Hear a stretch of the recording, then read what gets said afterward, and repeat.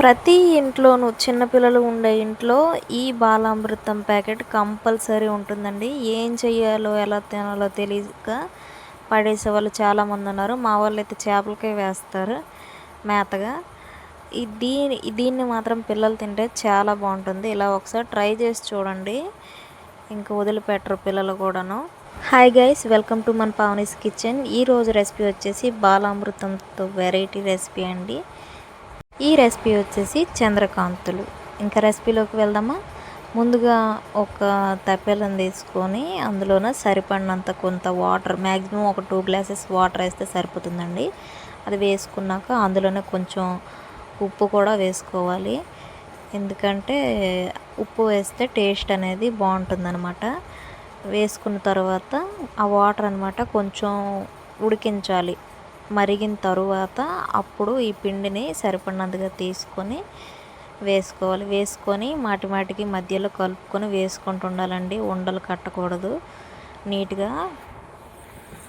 నీట్గా మొత్తం వేసుకున్న తర్వాత వాటిని ఏంటంటే అది పూర్తిగా వాటర్ మొత్తం తీసుకునే అంతవరకు ఆ పిండిని కలుపుతూనే ఉండాలి. నీట్గాను వదలకూడదు. అది ఉండలు కడితే రాదనమాట. యాక్చువల్లీ ఇందులోన తీపి ఉంటుంది కాబట్టి మనం షుగర్ యాడ్ చేయాల్సిన అవసరం లేదండి. కనుకనే సాల్ట్ యాడ్ చేసుకున్న.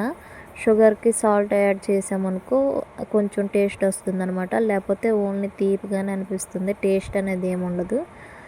అయితే షుగర్ ఉంటుంది కాబట్టి చక్కగా వేసేసుకొని కలిపేసుకుంటే బాగా ముద్దగా అయినంత వరకు చూడండి. ఇలా వీడియోలో చూపిస్తున్నట్టుగా పూర్తిగా ముద్దగా అయ్యేంత వరకు కలుపుకోవాలన్నమాట. అది బాగా దగ్గర పడిన తర్వాత ఒక ప్లేట్ తీసుకొని దానికి నెయ్యి కానీ నూనె కానీ అప్లై చేసుకొని దీన్ని వేడిగానే ఉన్నప్పుడు అందులోనే ప్లేట్లో వేసుకోవాలండి.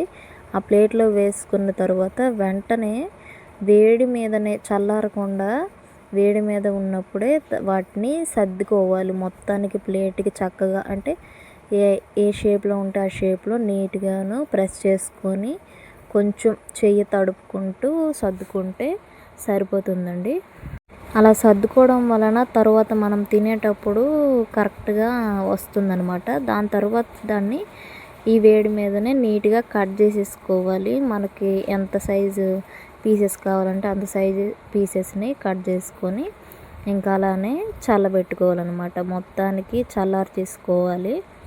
అవి బాగా చల్లగా అయిన తర్వాతనే టేస్ట్గా అనిపిస్తాయి అన్నమాట. వస్తాయి నీట్గాను. ఎలా ఉంటాయంటే అచ్చం కలాకండ్ స్వీట్లా అనిపిస్తుంది అనమాట.